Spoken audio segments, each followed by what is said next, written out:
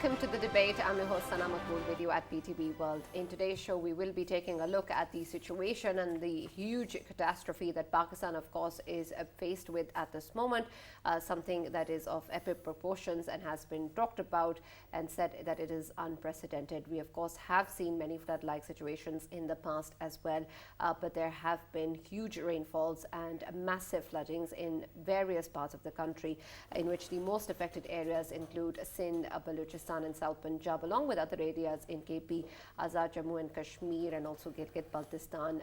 And this means, of course, that about 1/3 of the country currently is affected. 33 million people have been affected by these floods, which means that is 1 in 7 Pakistanis that have been affected by these floods. We have the death toll continuing to rise. Unfortunately, more than 1,000 people have died. The estimate as of now is about 1,136 people who have lost their lives since early June, when these floods and rainfalls started earlier. We also know that millions of people have been displaced, thousands of homes have been destroyed, thousands of livestock and cattle have been destroyed, and there have been hundreds of acres of cultivated crops that have also been washed away. And this, of course, means that there is a huge crisis that we are experiencing right now, and potentially can also experience in the future in terms of food security issues and rehabilitation, of course. There are also relief and rescue operations that are underway. Many of them have also been hampered because of the rainfall situation, increasing monsoons as well, and then, of course, the fact that there have been many far-flung areas that have been affected, and access to those people and those areas has been difficult. Nevertheless, the efforts are underway, and of course, the federal government, including the Prime Minister, has allocated funds for the rehabilitation and rescue efforts that are underway at this moment, increasingly also calling in for support from international partners. There have been other countries who have also stepped up. There have been a lot of people and organizations within the country and outside of Pakistan as well who have contributed and are still doing so to help the people who have been affected by these floods. We have also seen that there has been a appeal given out by the UN Secretary General as well. Antonio Guterres, in a video message, has also called that the people of Pakistan have been facing a monsoon on steroids, and he has asked the countries to give about $160 million in appeal. Of course, the estimates that we've been hearing coming in from the kind of assessment that has been done locally to range about $10 billion, of course, including also the relief and rescue efforts underway at the moment, and then the entire rehabilitation and damages that potentially, of course, have long-term impact in the aftermath of these floods as well. So we're going to be, of course, talking about all of this, and then also taking a look at the current conditions in terms of what sort of monsoons Pakistan has seen this time around, the kind of monsoons and experiences we have seen in the past, especially in 2010, how they're different, how our response strategies have evolved, whether or not there has been any work done in terms of strategizing how we are able to respond to such disasters, and then, of course, moving forward, what can be done in terms of the long-term impact of these floods. So that is going to be, of course, our focus of the show today. For this and more, as always, in the studios, I've been joined by senior analyst Farrukh Pitafi, and I've also been joined online by Dr. Syed Mohammad Ali, who's adjunct professor at Johns Hopkins University. Thank you very much, Dr. Syed, for joining us, and also Professor Salim Ali, who's also the specialist in geography and spatial science at the University of Delaware. Thank you very much, gentlemen, for being with us and being a part of the show today. Let me start with you, Dr. Syed. When we speak about the kind of impact that, of course, Pakistan is seeing, of course, it's huge, and the crisis is huge. But what we have been hearing a lot is the fact that this perhaps is unprecedented. And it may be so, but this is also something that we have heard in the past as well, when there were floods in 2010.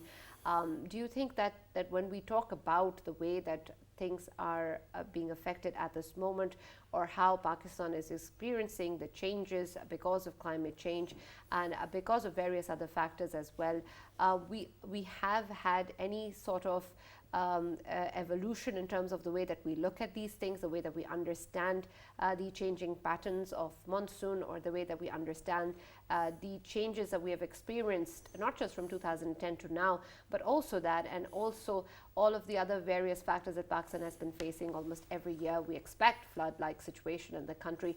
Has there been any particular evolution in the way that we talk about it, in the way that the discourse has moved forward?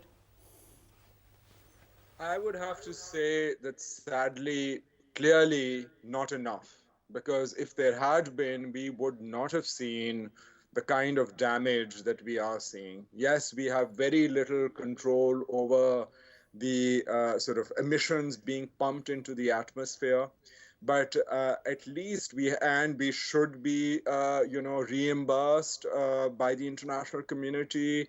But leaving that debate aside, we had created after the earthquake entities like ERA, and then that was the earthquake response initiative led by the army, and then the UNDP stepped in and tried to work with the government to create the national volunteer movement, to create the national disaster management agencies, which are not supposed to be working only at the federal level, but also at the provincial level and the district level. I mean, district level, we haven't been having local government elections. So, I mean, as far as the functional aspect of, of the district level disaster management goes, it's almost non-existent. What we have seen is probably more efficient use of cash transfers to people. But, that cash transfer is clearly not enough. I mean, we are a resource constrained country. We are not getting the kind of international support that we need to contend with this issue. And we haven't seen evidence of disaster mitigation, right? I mean, so you can't prevent a flood, but you can take steps to minimize the damage of the flood. So we haven't seen, a policy where we've seen a reversal of people moving away from encroachments. We haven't seen more planned land use, right? Where in neighborhoods, be it in villages or small towns or larger cities, there are channels for the exit of rainwater or flood water. We still have electricity poles which lie exposed. I mean, which caused so many deaths in a city like Karachi.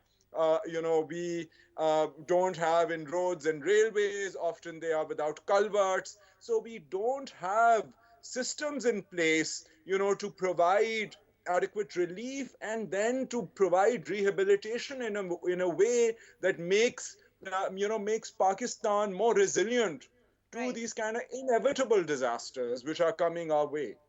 Right, and it's interesting because, of course, there is a lot of talk regarding when we say that these floods have occurred because this is a natural disaster that's happening right now. There's a lot of debate in terms of whether or not this is in fact a natural disaster or a man-made disaster. You talked about how perhaps it's an inevitable situation or that floods cannot be prevented. But when we talk about the issues of climate change and the way that all of this has evolved and the way that different parts of the world are being affected, perhaps this debate in terms of whether or not we can actually qualify this as a natural disaster seems to be an important one. Professor Salim, I'd like to know your thoughts on that and whether or not when we look at these floods and such calamities, they can actually be easily categorized as natural disasters, or are they man-made disasters?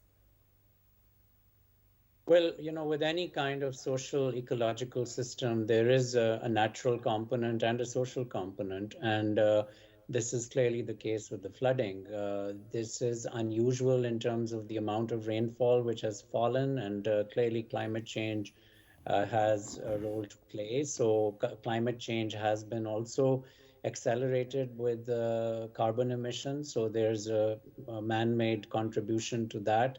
But then on the other side, when it comes to the impact and the loss of life and loss of property, that is clearly a social and political issue. We could have much stricter building codes. We could have buffers around rivers. I mean, rivers flood naturally too. Even without climate change, rivers flood. That's part of the natural cycle of weather events, and especially the monsoons, which are known to be a high precipitation event. So what we then need to do is make sure that people build and live according to those danger zones that the water is going to potentially flow through.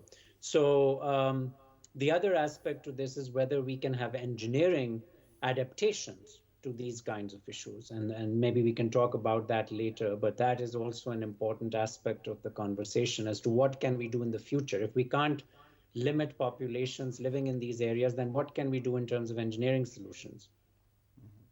Right.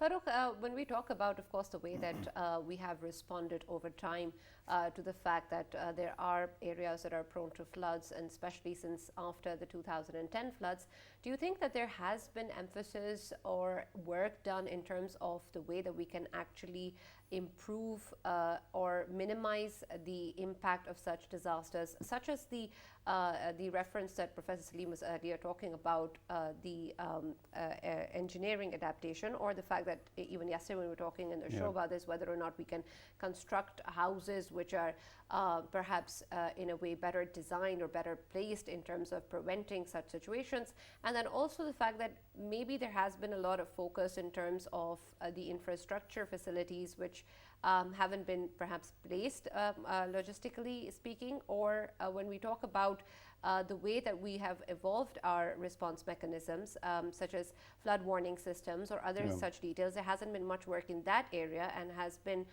the focus has been on a completely different part, such as large infrastructures. Is that true? Right, Sana, and that is a very important question. And let me also compliment Dr. Salim for actually pointing this out, that we have to take care of these matters. The problem with Pakistani mind, the way it is that we get obsessed with big ideas and we don't actually look at the micro changes that might be needed. For example, 12 years ago, there was a flood, we know, but we haven't taken or done much to actually change how it actually unrolls, how it affects the people, and how we actually start rescuing the people. The fact is that even as we speak, there are places in Pakistan which are still inaccessible and people are trapped there. Right.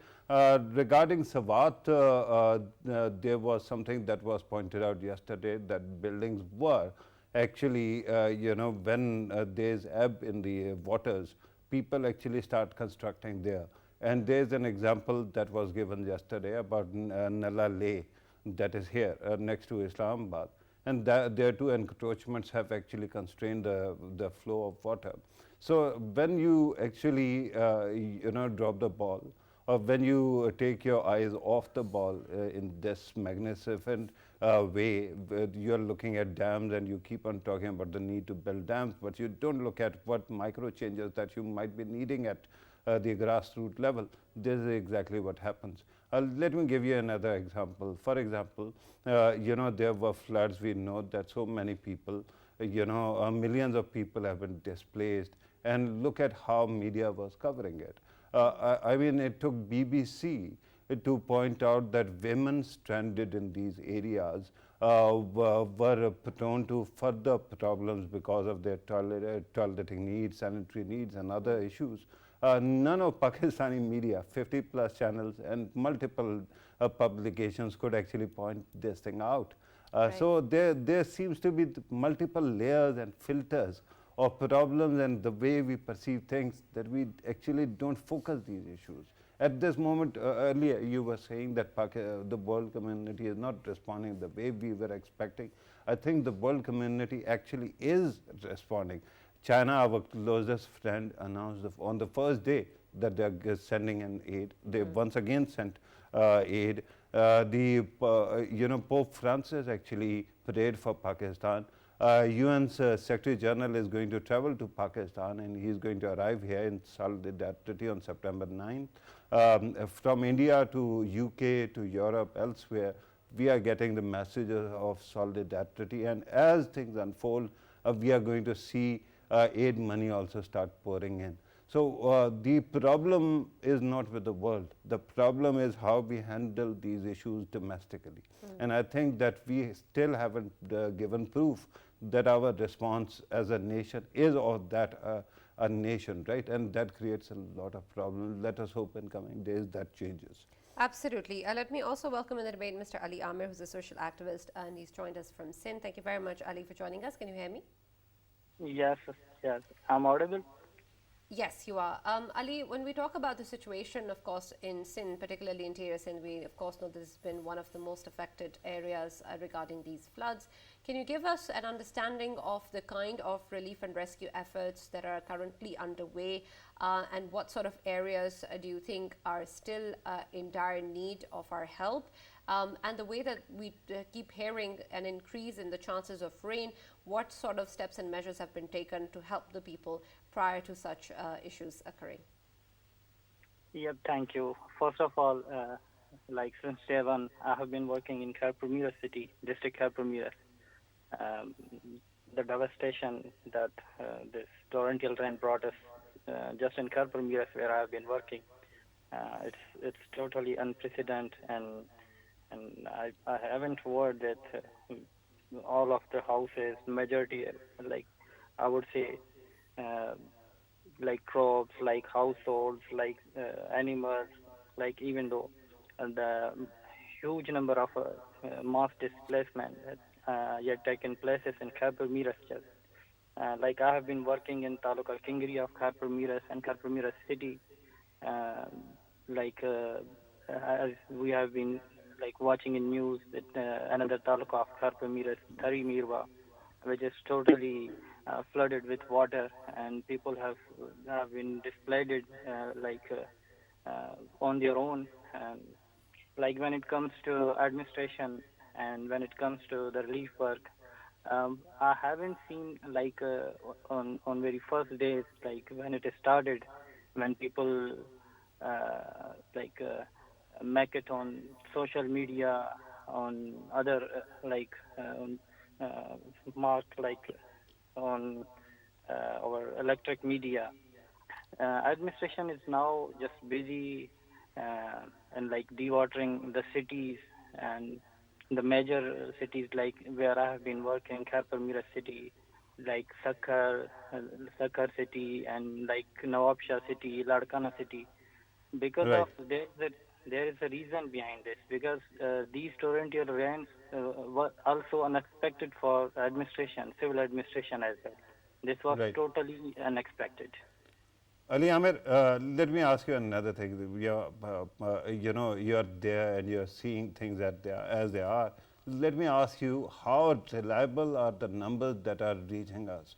I understand that there are two sets of data. One is coming from the government sources, and the other one comes from the media. Do you think that at this moment the number of affectees and the casualties that could steeply rise, or this is about the number that we have and it is reliable at this moment? First of all, there is a thing like we cannot examine, like we cannot assist at this moment. Like people in various villages, which are called a no-go areas, or people in the suburbs of a cities, they are still like surrounded by water. They are still flooded. They aren't rescued yet. So on that basis, I cannot say like we are able to assess damages, like how many deaths have taken places yet, and how many homes and animals and crops have been damaged yet. Yes, like we can say like more cotton, rice, like these crops are like 90 to 80 to 90% are damaged due to water. Right. Otherwise, we cannot say a word about like if government is saying government is giving a number about like such numbers have taken places like So in what days. you're saying is that most of these numbers are basically extrapolations, not a count. Is it true? Yeah, it is. I'm not exaggerating a word. Like in my surrounding where I have been working, more than 50 cases of death I have heard it. Like you have heard, like in the Khyber Mirstal cooking, mosque demolished, mosque like collapsed, and Right. five people at the Ali, you were moment. talking earlier about the efforts that were underway and of course, the kind of preparations that should have been there in the past. But at the moment, what do you think are the current needs that we need to be taking a look at? Since, of course, the efforts are underway at the moment, is there something that you think is not being delivered at the moment, or that the people are in dire need of and needs to be emphasized? Yes, like many of our social activists, like including our group, or many of the organizations are working for food drives, and like they are providing food, and government itself is providing food. But the most important thing, like government is neglecting, it's medical emergency. Like kids, like where I have been visiting since day one, kids are like being prey to diarrhea, malaria, and many other skin diseases. Like government should have to make it an emergency call for in medical purpose. All right. Thank you very much, Mr. Ali Amir, for joining us and being a part of the debate. And of course, when we talk about the needs and what earlier Farrukh was also saying, there may be perhaps many such needs that are often neglected or not talked about and not prioritized enough. And perhaps when we talk about the way that we need to respond to such disasters and such calamities, they don't really come in the forefront in terms of planning as well. When we talk about this, Dr. Sayed, I want to understand that, of course, this is not something unprecedented in the sense that it is the kind of disaster or calamity that we've seen in the past. So we have at least some sort of understanding of the kinds of needs that the people have or the victims have. There are so many concerns, such as the concerns of women that Farrukh pointed out, the concerns of waterborne diseases that Mr. Ali was referring to, and then of course the kind of issues that we've been hearing, such as people not being able to find dry land to bury their loved ones, are actual needs that surface when such disasters hit. Is there any way that there can be any sort of planning or SOP or response units or strategies be in place prior to such calamities, or do you think this is something that is when we are actually faced with such a disaster, they only come in the forefront? Then can't this be planned for before this?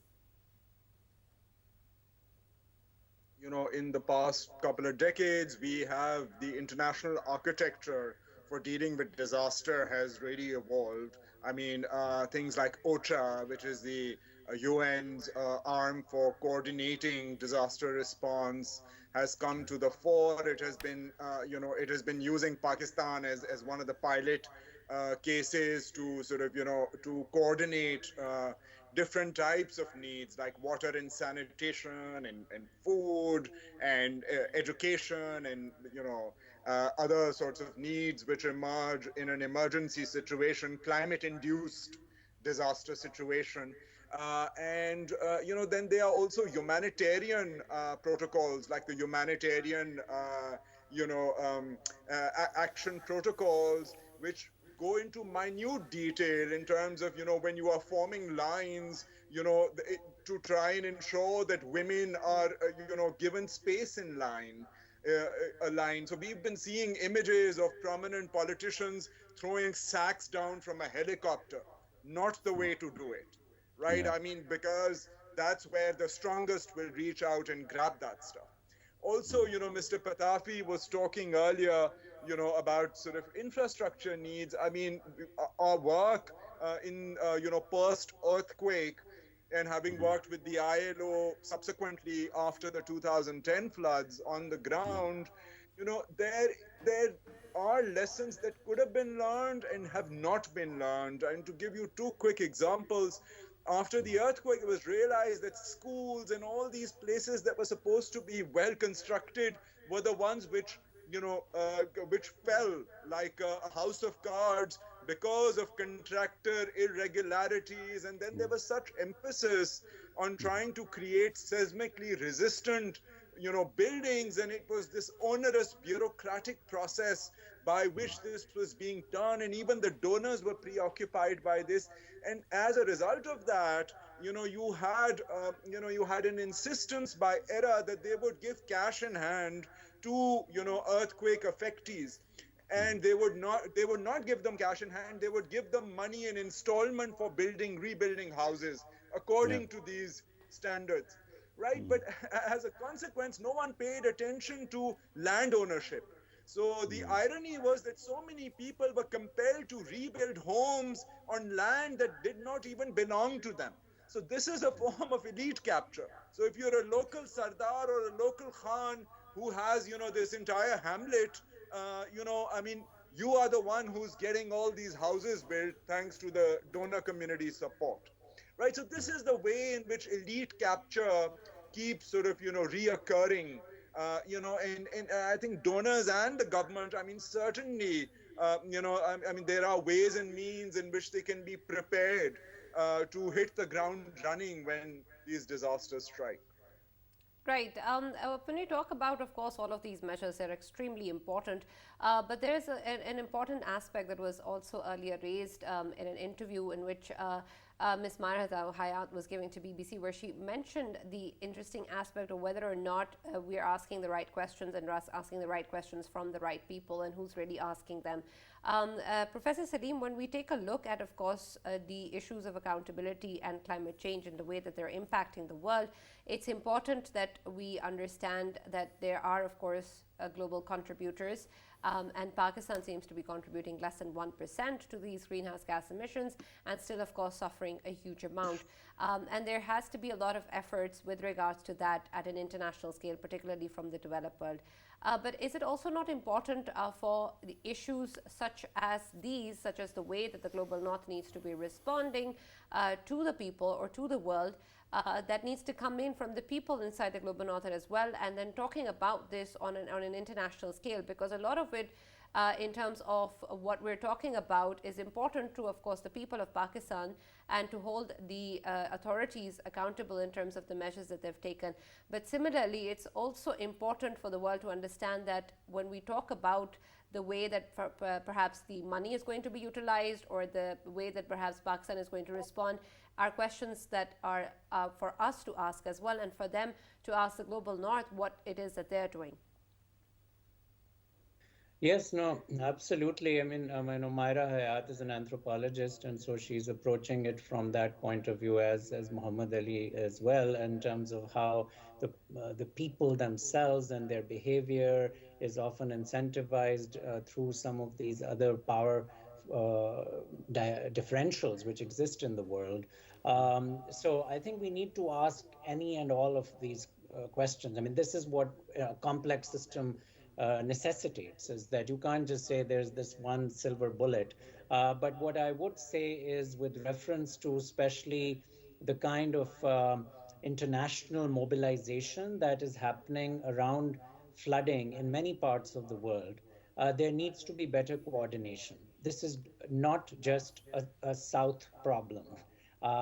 Just 6 months ago in Australia, where I've spent a lot of my time and professional career, we had a devastating series of floods in Australia, which were completely, beyond what was expected and forecasted, and led to an immense loss of life, to the point where the insurance system in Australia has almost collapsed in some parts of the country, and you can't even buy insurance. So if a country with a very high income per capita, with all the research infrastructure, with a very good urban planning system, actually, Australian cities get ranked best cities in the world to live. If they have had to deal with it, we also shouldn't be too hard just on Pakistan. That's not to shirk responsibility, but I'm just saying that we need to keep things in perspective and not just make it all about north-south differentials. This is a global challenge. All countries are having to deal with it. The UN, I also serve on 2 UN panels, and we have within the Global Environment Facility, for example, several new programs which are focused on adaptation and response. We have the Sendai framework on disaster response, and many processes underway to try and coordinate these efforts better. Right, absolutely. Of course, that's important as well. Farrukh, when we talk about what is going on, there's also the issue of food security that keeps coming up, since, of course, there have been thousands of acres of cultivated crops that have been washed away. And this is also important considering the already and existing issues that were there post the Ukrainian crisis as well. And there's, of course, a lot of issues involved in the way that Pakistan is dealing with its economic challenges as well. And of course, there are urgent needs or urgent requirements right now in terms of rescue and relief efforts that are underway, but this crisis also seems to be looming, and perhaps what needs to be done to be able to minimize its effects or to counter it needs to be done right now. Do you think there is enough work or emphasis being done on that, both locally and in terms of how we are also looking towards international partners to help us? Is there, because there is, of course, a need for a collective response as well, something that was echoed by the UN Secretary General as well, of how everybody needs to come together for this. Is that happening? And if so, how exactly do you think this has to be streamlined so that we can actually save ourselves from this crisis? Right. Sana, this is, again, let me compliment you for a good question. There are 2 aspects which are very important. You're right. immediate needs are regarding saving lives and actually rebuilding lives or rescuing people, right? But later on, what do you do when most of your agricultural produce or capacity has been inundated or destroyed? I mean, cotton 80 to 90% gone, 90% dates, rice 50% underwater, and vegetables 90% already gone. And you have seen the price spikes. If you've gone today to get tomato or other things, then you'll see that the costs have actually risen steeply. But this is very important, and I think at this moment, this is something that today, when Foreign Minister was also talking, and then the Prime Minister also, this matter came up. Why is it that Pakistan's total demand or the kind of damage that Pakistan has sustained amounts to $10 billion? And why is it that the UN appeal is somewhere around 160 million? So the answer was that it is basically focused on relief and rescue efforts, right?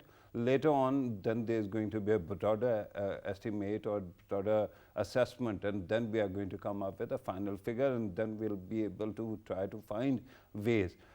In the immediate regarding vegetable and food products, I think that the government has done a very smart thing. It has lifted the ban on the imports from India and Afghanistan as well. There's another country which is very important, that is Iran. Unfortunately, it is under tremendous sanctions, but there is some movement in that context as well. There's negotiations going on. If there is going to be lifting of any kind of sanction from Iran, Pakistan can immediately tap into their gas supplies as well, and then the agriculture too. But my concern at this moment is regarding going back to what was being said earlier regarding SOPs and all. My problem is if you have SOPs that break down in the final hour because nobody knows what to do, everything is higgledy-piggledy, then that becomes a problem. We had 12 years to actually practice what to do in these circumstances, and yet you have seen that in the start, everyone seemed clueless. The second thing is regarding these regulations that Dr. Syed Muhammad Ali was talking about regarding construction and building codes and all. The problem at this moment is because we have too many layers of bureaucracy. In the end, these added sanctions actually become something else. They become avenues of further graft, and that never actually mitigates these problems, right? The third one that really gets to me is that this is the age when people say that data is gold, data is the new oil, and you have to have numbers, right? We saw BISP, and before that the previous government's projects as well. They kept on collecting data, and even now we have a hard time in placing what to do and where to do it. Targeted transfers of money and all. That becomes a problem, especially because when you talk about immediate response, we are actually going for cash transfers. And the problem at this moment is if your entire village is inundated, that means that the shops are also gone. That means marketplace is also gone. That means in Balochistan, the roads are also gone. Even Quetta was actually surrounded by water. What do you do in that situation? So there'll have to be some broader SOPs, but I don't think that we are there yet. Well, of course, and we need to be, of course, and we need to talk about how exactly we're going to be responding to such crises in the future as well. Dr. Syed, when we talk about this, of course, we've mentioned how Pakistan, of course, has evolved considering the 2010 floods or previous calamities as well. There is the challenge that remains in terms of how we respond and how we learn, and perhaps there's a lot to do in that category. But I also want to look at it a little bit more holistically, that when we talk about the current situation going on in Pakistan, of course, there is the political situation, there is the economic situation that Pakistan is continuing to face, and then, of course, the fact that perhaps historically speaking also there has been very less emphasis on climate change or issues such as climate change. I mean, even the floods made it to the headlines much later than they should have. And then when we talk about the kind of responses that Pakistan needs to be working on, it seems that that talk also comes to the forefront in light of such disasters and not before that. So taking a look at the entire picture of what Pakistan has been like or how it has evolved or is currently in the situation that it is, can we actually truly expect the emphasis on such matters and work on such matters in terms of the efforts and time and resources that is required to spend on them? Well, we certainly should be. I mean, so many people have said that, more than terrorism or anything else, climate is the new threat multiplier, and it has implications. If we look at the water stress and scarcity that already exists, right, it has implications right from the household level, where girls and women have to bear the brunt of standing outside and waiting at a tap or walking for miles to go and get the water, to poor farmers at the tail end of the water course, and richer farmers at the top using up all the water, to interregional tensions, to then of course cross-border tensions. So I mean, this is certainly an issue that needs to be addressed, and of course it's a governance issue, but I think it's also an international community, because given the earlier humanitarian accountability standards I was talking about, I think the onus also lies with agencies that are trying to help support these processes on the ground. I mean, I think that some of the ways in which the greening of the economy is taking place, and Salim might disagree with some of my assessments on this, I think is quite problematic. So I mean, if you look at the international level before I turn to the national level, things like the carbon offsetting schemes, because, or the quest for renewables. I mean, if you look at the Democratic Republic of Congo, right, I mean, there's now an environmental resource curse, right, and how that's exacerbating problems on the ground. I mean, now with this market signaling for forestation, people are being driven off, and particularly in Africa, one doesn't have any data for Pakistan, but people whose lives depend and livelihoods depend on forested areas, right, are being driven off so a company can come in and do agroforestry, right? So this is what the inadequacy of the market system in dealing with these changes. Now, I mean, of course, in Pakistan, the situation, is the ad hocism, right? And I mean, the earlier government tried to sort of, make its environmental policies, which needed further refinement, make them immune to, being victimized by the next incoming government. Hasn't really happened.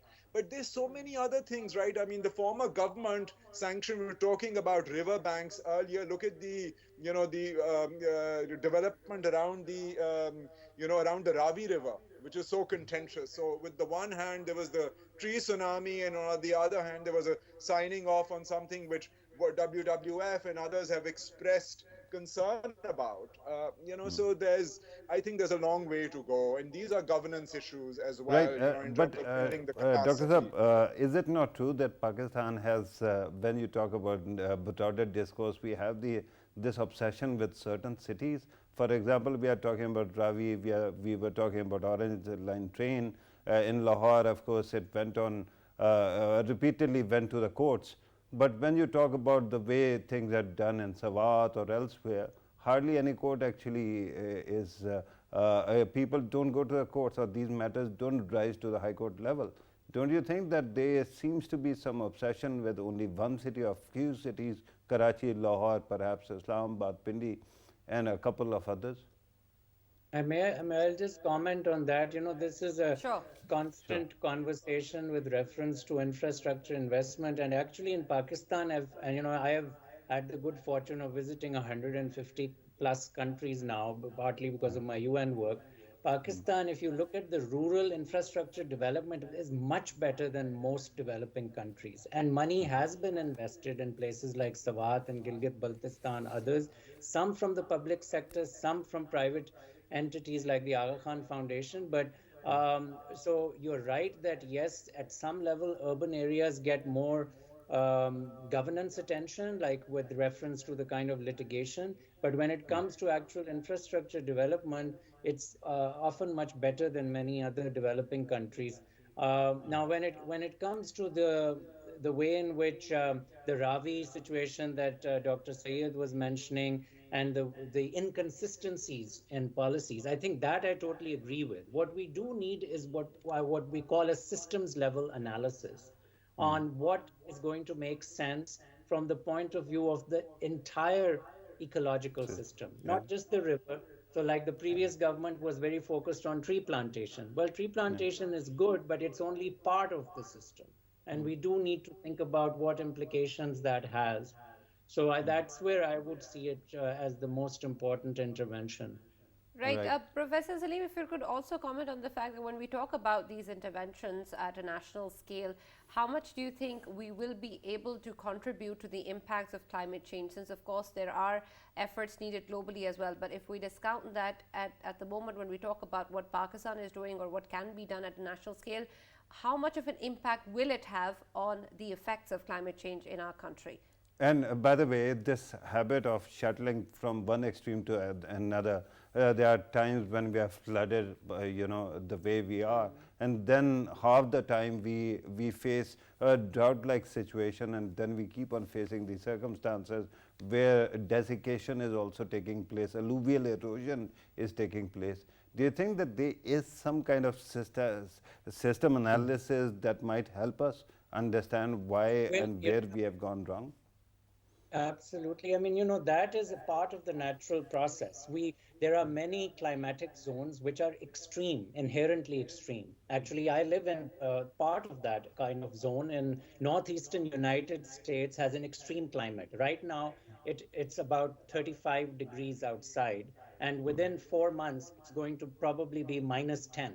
So, that's something part of nature, and what we have to do is adapt to it.